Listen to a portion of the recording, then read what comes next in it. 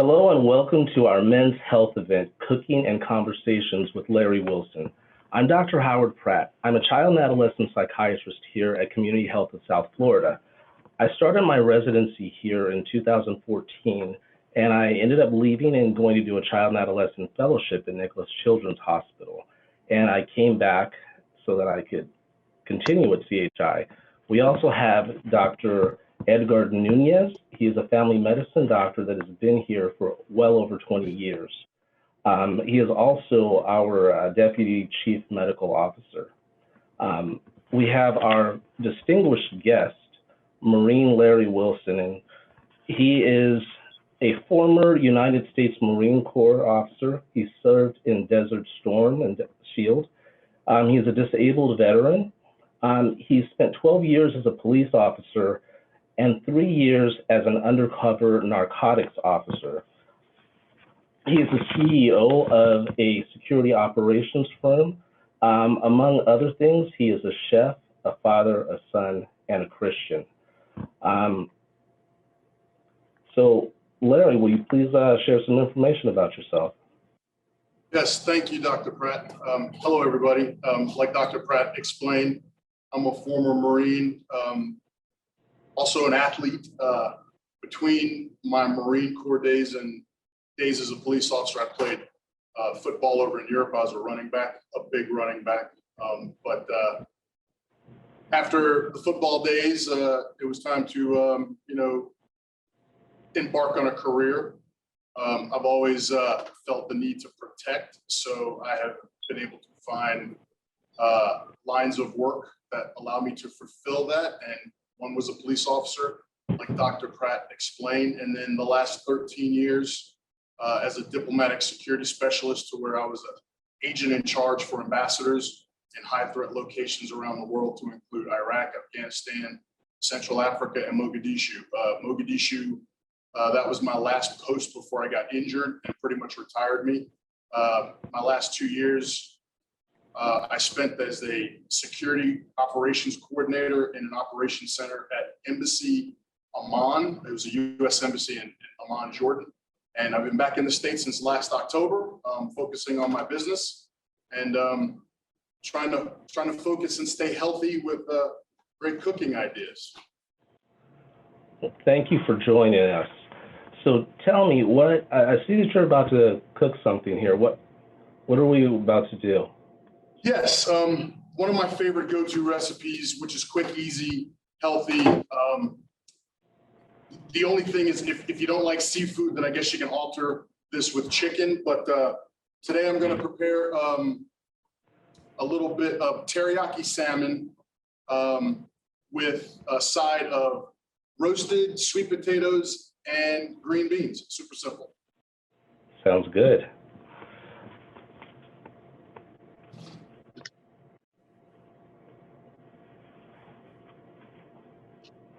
So tell me something, Larry.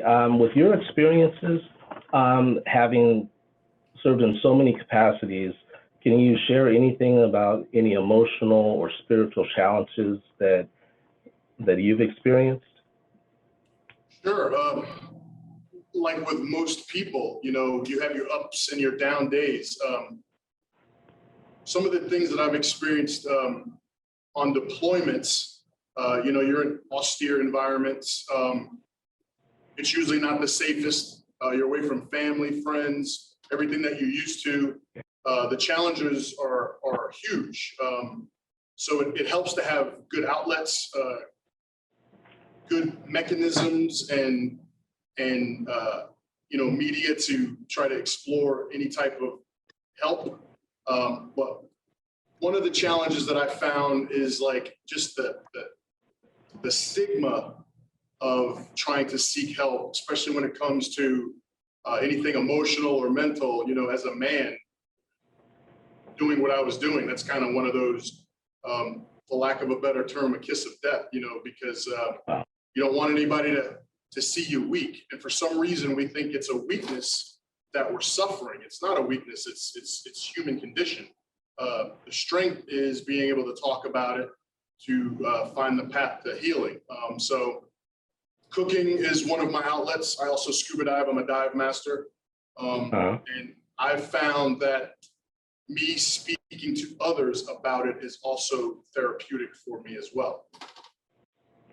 Okay, so this is your outlet. So you're going to be showing us how to do this, or are we just going to be tasting today? You know, I'm going to show you how to put everything together, and then I'm going to show you a finished product as well. All right. You know, no questions, I'll get to it. All right. Okay. Well, I always have a trash bowl. You know, trash bowls are key and crucial. But like I said, super simple. Sweet potato, and you can pretty much get your serving size per person. So I kind of use 1 potato per person, and you still may be able to get 2 servings out of this. So the first thing I do is take a clean, rinsed potato, sweet potato, and then I peel it.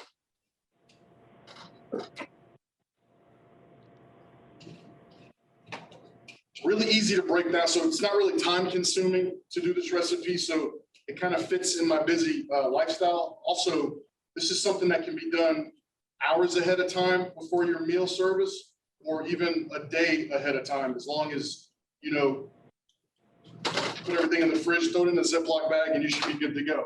So once I've got the potato peeled, it's just a simple matter of breaking it down. And I like to cut the potato in roughly 1/4 inch squares, because it also speeds up the cook process when you're roasting. Oh God. I'm sorry. So, how does Maureen get a passion for cooking like this? Where did this come from for you? It comes from loving food. I like to eat. Okay. I mean, I love food, but I don't necessarily have the same passion for cooking that you did. I mean, was this introduced to you by family or friends? Exactly, yes. So my grandmother on my mother's side and grandfather, they owned a restaurant in New York back in the 40s and the 50s. So, okay. So my mother's also a personal chef, and she's a trained pastry chef, and my brother's also a chef. So the joke in the household is I'm the untrained warrior chef.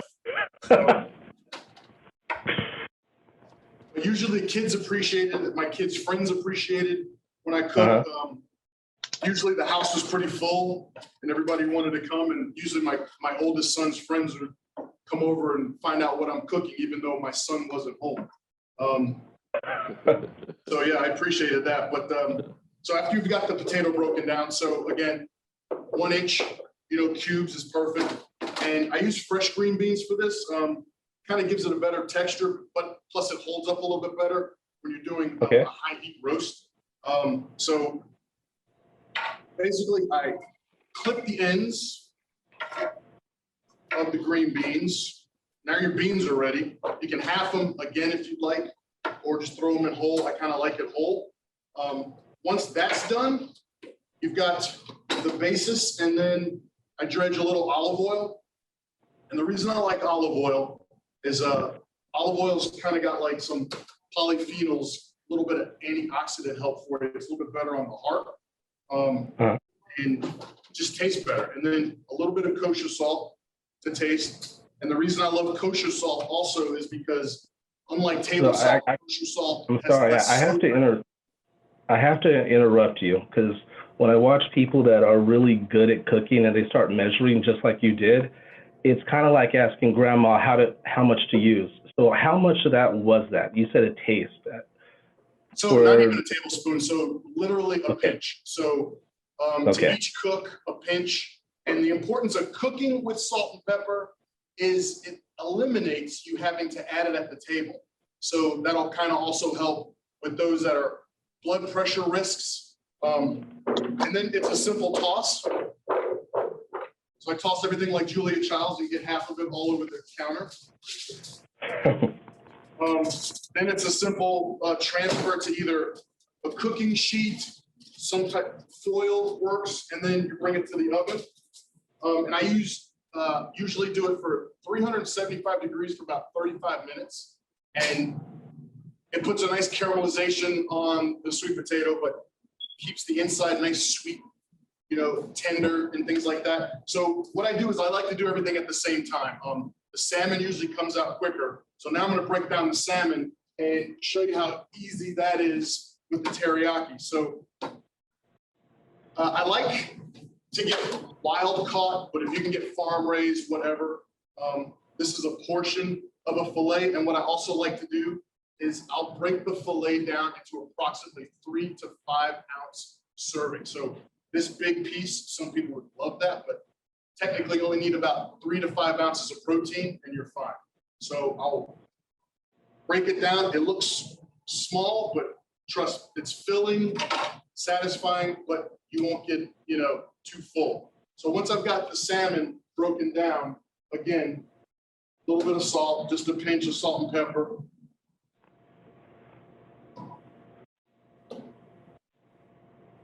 Just enough to cover. Then what I do, and this is the part that helps overnight. Salmon or chicken only require about 2 hours to marinate. But if you can do this 12 to 24 hours ahead of time, way better product. So I'll simply add the salmon to a Ziploc bag, just enough teriyaki sauce to kind of cover, seal it up. What I'll do is I'll try to get all the air out of the bag that I can before I seal it. Maybe I'll double bag so there's no issues with a bursting bag and you get some cross-contamination. So once you've got the salmon in the bag with the teriyaki sauce, an hour or two later, or 24 hours later, you've got the finished product.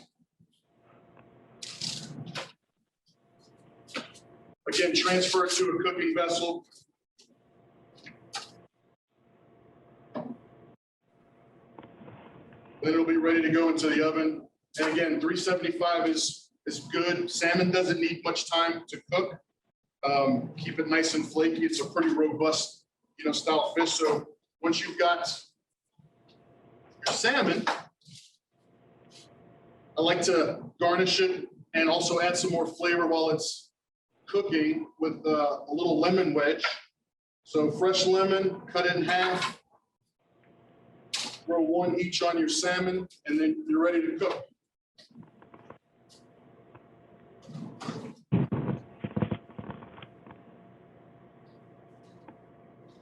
Salmon goes in, and then followed up with the potatoes and your green beans.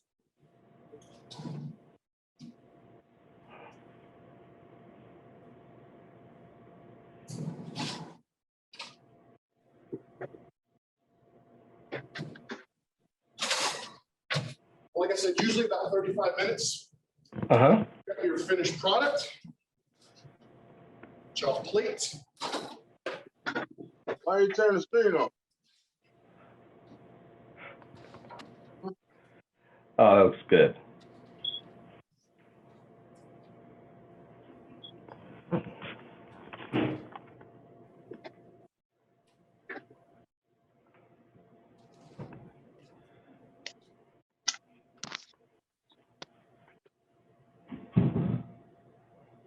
So like I said, super simple, super easy, very tasty. It's usually a winner. And again, with completing most of the prep a day ahead of time, you save so much time, so much energy. It works for, anybody with a full schedule. I've got a full schedule. Everybody's got a full schedule, but once you have it all set up like that, you're ready to serve.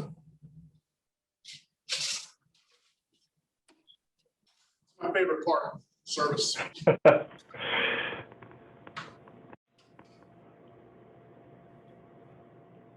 Portion control obviously is crucial. I never eat till where I'm full. That helps as well. And then look at that. Oh, that looks really good. Yeah. Hello everyone, I'm Larry Wilson. Today I'm going to demonstrate some dynamic warming up to help you prevent injury before running, working out, or anything that you do physically to stay in shape. First, I'd like to say I'm not a trainer, I'm not a doctor, so before you participate in any of these movements, please contact and make sure that your health provider has cleared you to do so. These are just some of the movements that I use before I engage in any type of physical fitness activity. Nothing really has a name, but what I'll do is I'll demonstrate about 7 different exercises. This will take you about 5 to 7 minutes to complete. Once you start perspiring, you know you've done it right and your body is warmed up properly and you can proceed with your workout. So I'm gonna start with warming up and opening up the hips, the glutes, and the hamstrings. And alternate in counts of 10 if you want, but you wanna pull the knee up to the chest as far as you can and get a good stretch of your glutes. And there's no rush in this at all. What you're trying to do is you're opening up your hips and your glutes, as I said. So do that 10 times per leg, and then you can move on to the next one, and these are gonna be some high kicks. You can alternate or do one at a time. I like to alternate. So that's just one. You alternate each leg, 10 on each leg, and what again, that's still continuing to open up your hamstrings and your glutes so you don't tear anything if you're a runner or injure anything or pull anything if you're a runner. So 10 on each of those legs, and then what you got to do next is you drop down. And also do this as long as you're comfortable. Some of these movements can be altered, and I'll go through different ways to do that if you can't participate or do them in the way I'm demonstrating now. So the next one is going to continue to open up your hips, but also now we're going to start opening up the chest and flexing out the torso. So you want to get on all fours and as best you can alternate bringing your left foot up to your left hand, and then you want to open up to the sky as much as you can, continuing to breathe the whole way. And then you want to do the right leg and then alternate left and right until you get 10 on each side. And then from that point, once you're already on the ground, we're gonna do a version of a push-up. But again, if you can't do a full push-up, you can utilize your knees, and I'll demonstrate both ways. So my feet are about shoulder width apart, or basically parallel to my hands. And what I wanna try to do is do a full push-up. And then while at the top, I turn out just like we did on our knees before, continuing to open up our chest. But the push-up allows you to get some blood in the shoulders and your arms as well to get the blood working. Now, if you can't do a full push-up that way, you can drop down to your knees and do the same thing or a version of it. So you want to do a push-up and then still open up to the sky. And do that 10 times alternating as well. So coming up towards the end of this is where it gets a little bit more challenging, but this will totally loosen and get more blood and everything in the lower body. So it's a lunge jump. So I put my hands on the top of my head, and then I want to lunge and jump. Now you can alternate if your skill level allows you to, and 10 on each side like that. But if for some reason you can't do the jump, just the lunge will work as well. And go down as far as you can, or whatever comfortable for you. And if you can't do that one unassisted, it's fine to go ahead and potentially do it with a counter or a chair by your side. And if you can't do that, no worries. Finally, what you want to do is a squat jump.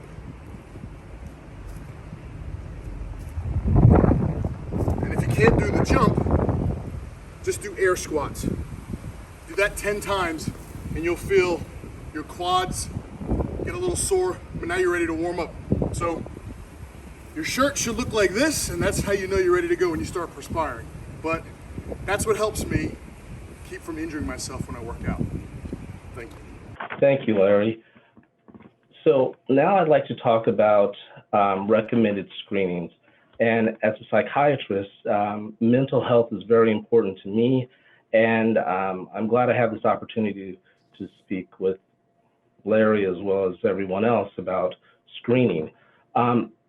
It's very important if you're feeling down or you're not feeling yourself, recognizing that moment that this isn't okay, that it's not something that I can just ignore and it's going to get better.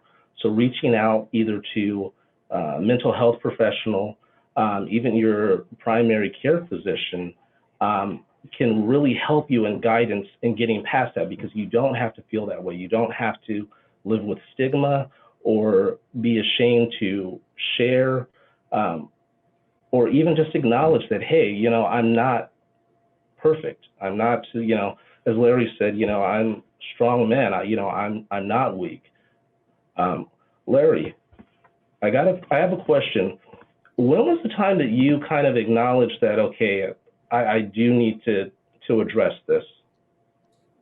It came early, and part of how you identify is self-awareness. And sometimes that can be the most difficult, is being self-aware to recognize that maybe everybody else can't be wrong.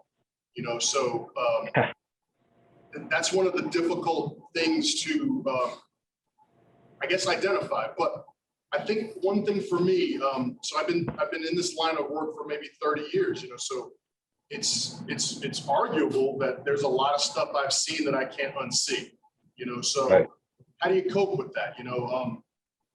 There's nightmares, there's only so much you can take of not sleeping well, which rolls over into quality of life deteriorating. Having certain people close to you kind of point things out, and loving you enough to point them out and be as real as they possibly can. So even if it hurts your feelings, you just gotta kind of like take that into consideration. And it has to start with, I think, liking and loving yourself, because, with me, I'm that type of person that if I'm not happy, probably the people around me aren't going to be happy either, and I don't wake up every day trying to disappoint anyone or be an issue to anyone. I like to smile. So I think the nightmares, earlier on, and just not being happy. And there's a symbiotic, I think, relationship with the mental health that leads into the physical deterioration. Like, Absolutely. we were kind of like, if we weren't on operation, we were working out, and working out was the only way to dump the stress, to get rid of the cortisol, and anything that was related to cortisol and that stress hormone, because it's a killer. But there really wasn't much in lines of us talking to anyone while we're in theater. We're there to do a certain thing, but you got to heal yourself when you come home. I'd like to say, I wish I could say it was sooner than later, but I was a late bloomer to figure out that I needed to talk to people, to be honest. Well, no, the important thing is that, you've addressed it or are addressing it. And I can't thank you enough, because a lot of times we don't have people that are willing to say, hey, I dealt with these things, or I am dealing with these things. Especially as men, we kind of present this facade that I have it all under control, and we can kind of suffer in silence, which you don't have to, and there's a better way. So we're fortunate enough to have Dr. Nunez, who can share a little bit about some of the other health screenings that we have at CHI. Dr. Nunez. Hi everybody. Well, we have a lot of screening here at CHI, and let me talk about the most important for males. And let's start with the blood pressure screening. Remember, the high blood pressure is the biggest risk for heart disease, and it's a significant risk for other serious health conditions. And it's a good idea to do it at least once a year in normal person with healthy person, but patient with different other problems, it's convenient to do it more often. Okay. The other important screening is the cholesterol screening. Cholesterol screening is recommended for people over 35, or obesity patient or patient with diabetes or hypertension. So that's very important to check your cholesterol at least once every 5 years if you're healthy and you don't have any other medical problems.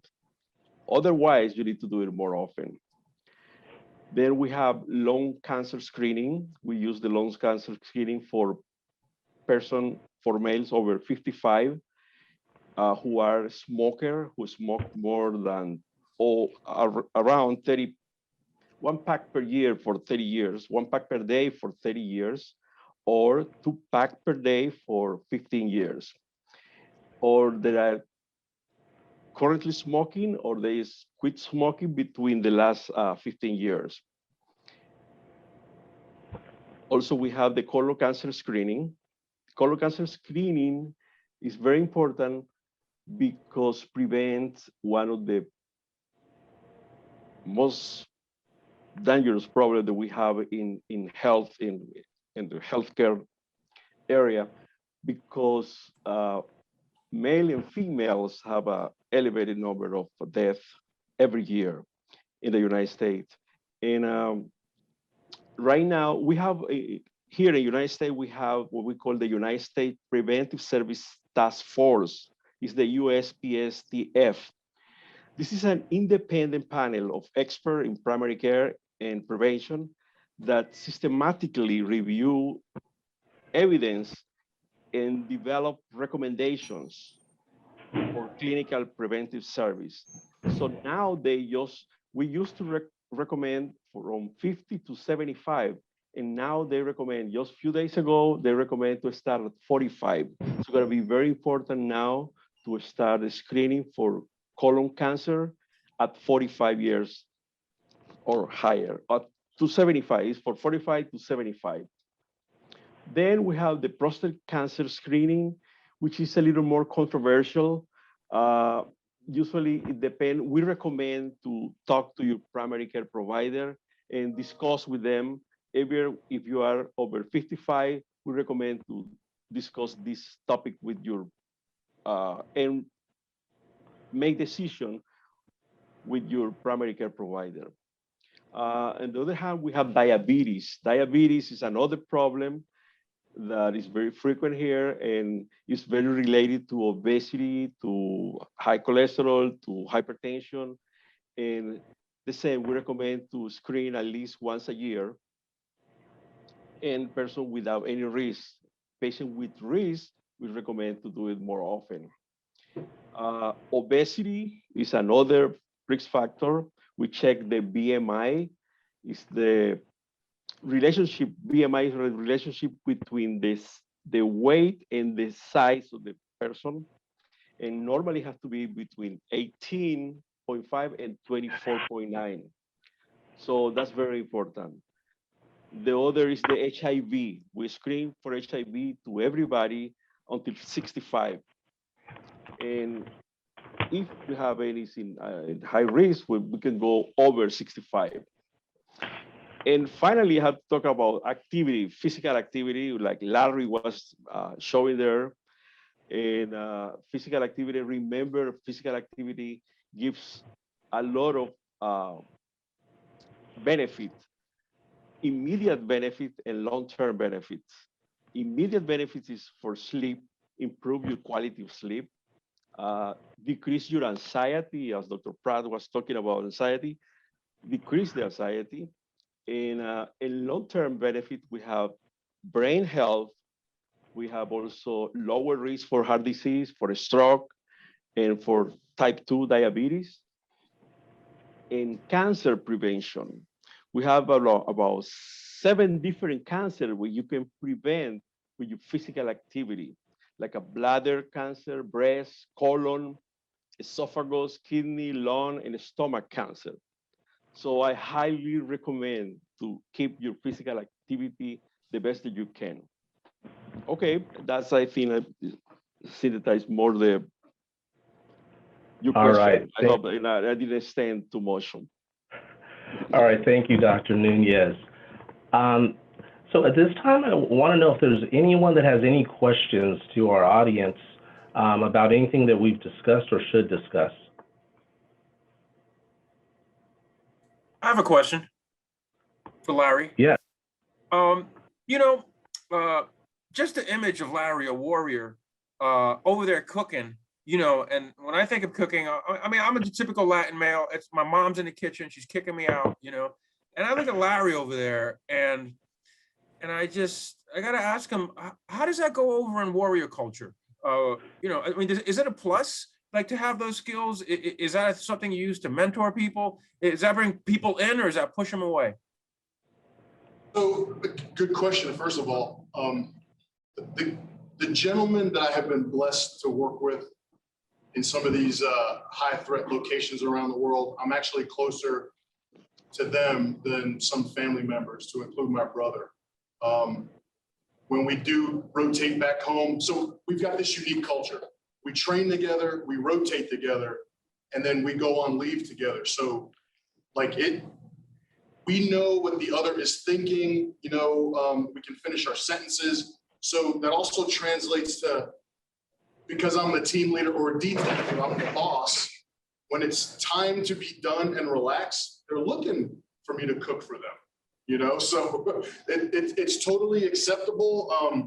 A lot of them, we had this one challenge, one rotation year, where everybody bought smokers and we were home on leave and everybody's trying to show the biggest brisket on their smoker, you know, in their respective cities and hometowns. And, you know, we had a competition like that, but yeah, it goes over well. Plus, I'm 270 pounds.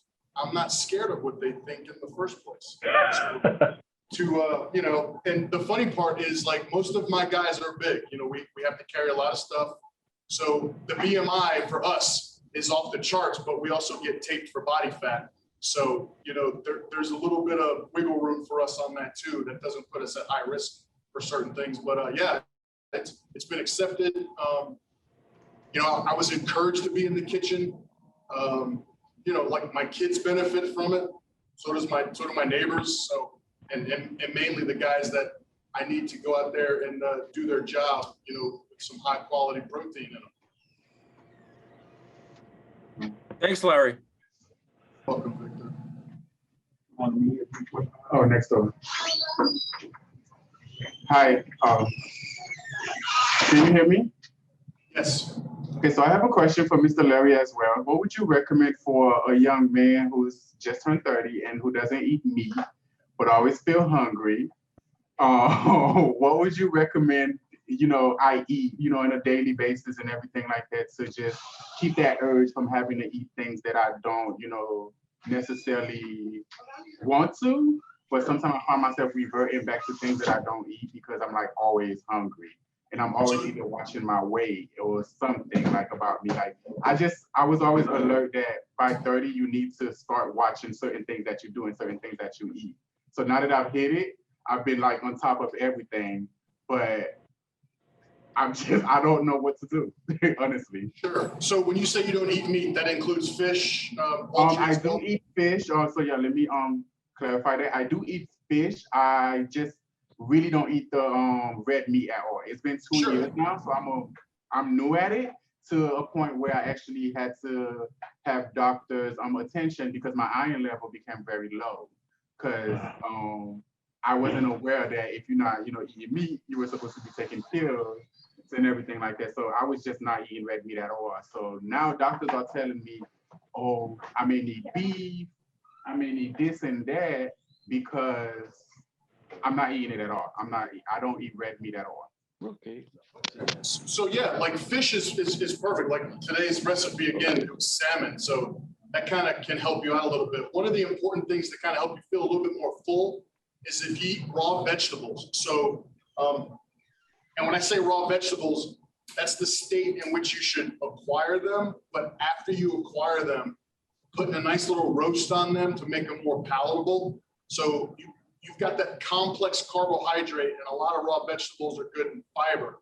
So that will help you feel more satisfied, but also compensate by increasing your water intake. It sounds like a lot, but I try to consume a gallon of water a day minimum, but on training days, that's up to a gallon per 100 pounds I weigh. So I drink 2.5 gallons a day when I'm in the gym. That water helps me feel a little bit more satisfied. It'll also help with skin, hair, nails. I'm 50 years old. I do have some gray, but when I get a haircut and shave, you can't tell. So I've been told, but it helps me feel a little bit more satisfied. And I try not to eat past 6 o'clock p.m. So I go to bed hungry, but I wake up starving. That's why they call it breakfast. So one of the best things you can do when you wake up is warm water and lemon. It'll help flush out your kidneys. That's even before coffee. And that'll help you get started on your day. And, you know, eat yogurt if you can. Eat a bran cereal if you can. Oatmeal is perfect because it's a complex carbohydrate that's going to help level out your insulin level and bring your energy level and cruise you through till lunch. And then eat a nice fish fillet and some carrots and some roasted broccoli. You should be good. And at dinner time, just have a nice fillet of fish and a salad, drink some water and go to bed. You should feel fine. Try that for about 3 weeks because you won't notice anything for the first 21 days. That's with anything new, right? So that's like if you work out for the first time with a new workout, give it 21 days. If you sleep on a new mattress, give it 21 days. That's when you're actually going to start seeing some things. And if your energy level is low, check with your doctor and maybe you need a B12 complex or a vitamin B complex because vitamin B will actually convert your food into energy. So you'll be more efficient. But again, check with your doctor. Try some things out. Google is a great, source of information on They try to foods tell me to stay that'll away help you from feel it. satisfied and give you energy. Okay, thank you so much. Valuable information. I will use them. Thank you. All right, Larry, I have a question for you. You just said that you were very close to the people that you've served with. You said closer than family. So when you see that they're struggling with their mental health, I mean, are you guys close enough that you address it, or is there still the stigma? So nowadays, I guess because I push it more so than before, I make it to where it's up front. So unfortunately, last couple of years, I've received phone calls from some colleagues and guys I've served with that they're no longer with us. So they become the 22 a day. So the rest of us in the network, notify each other and, we go to funerals and we break out the uniforms and things like that. And it's a sad thing, but we all try to rally and help the survivors' families, but it's still a thing. Some still don't want to share. We're also trained to be compartmentalized. It's really difficult in the military and coming out of that in the transition because we are trained to do things a lot in lower numbers. So when you're built like that and every problem, there's no way we think we can't fix it, but there's a lot of things that get compartmentalized. And I think one of the things, when you deploy, no matter what you do, if you travel domestically and go to work, you still have problems like everybody else, Right. You got to pay for a mortgage if you have a house. God bless you if you have a child that's like special needs. I mean, you still have everyday things, but then you pile this other burden, on yourself. And there's a lot of people that can't relate, Some people sympathize, but they can't empathize. So because of that, sometimes we're like, yeah, why even mention it? So that's one of the issues. And just people hold it. So with me, because I've seen the benefits, I make sure I tell my guys. So I've got an open door policy, and my guys legitimately 3 o'clock in the morning will walk in my room and sit down and want to talk. And I'm like, okay, well, I guess I'm awake. But I've given them that. And if 3 o'clock is when they're ready to talk to me, because how it is, you can lead a horse to water, but you can't make them drink. Nobody's going to change unless they're ready to change. So if my guys want to change at 3 o'clock in the morning, then I get up, I make us a pot of coffee, and I listen to them. If they need to go home, I get them out on the next thing, steaming west. If they just want to sit and talk, I'm there for them, you know, and by that, I listen. So, you know, they're pretty open to it for the most part. Now, as far as, you know, other services, so let's say that, you know, you said when they're home, are there things that are available to other, to, you know, to soldiers, to Marines, to, so that they can get help? You know, You know, when the you're telling me VA, that, sorry, go I'm ahead. sorry. The stigma with the VA, you know, it's got a history. I was resistant to it. Relatives I know who served were resistant to it. And I think part of it is you kind of don't feel like you're cared for, like there's no bedside manner, if that makes sense, which I think is very important because the medical profession, I think, has in the VA system, as far as I'm concerned and through my experience, it's lost the customer service element, you know, and you're treated like a number, and it really doesn't help your cause if you're in an emergency room or in a waiting room for 4 hours before someone comes up and says, "Can I help you?" Man, that makes you want to run for the hills. So it's really hard, but I've been lucky enough to find a facility that I like. They've been very helpful. So I recommend definitely shop around. It's hard, obviously, for those who don't have the means. Right. What I know about CHI is a godsend in communities that don't have anything. So that's a plus, you know, and if that could be multiplied. Yeah, at CHI, veterans absolutely can come here. You know, I learned that, I think when I was a resident, I had someone who, they had VA benefits, and I was kind of like, well, what are you doing here? And it was really a thing where the guy said, well, why would I trust them to fix things? And this was a person in a really dark spot. That they did get through it, but you know, I'm glad that this was another option for them, Right. which was really good.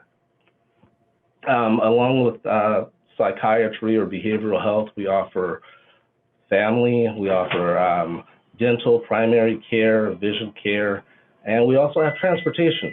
So we'll come get you. It's awesome. All right. So are any more questions?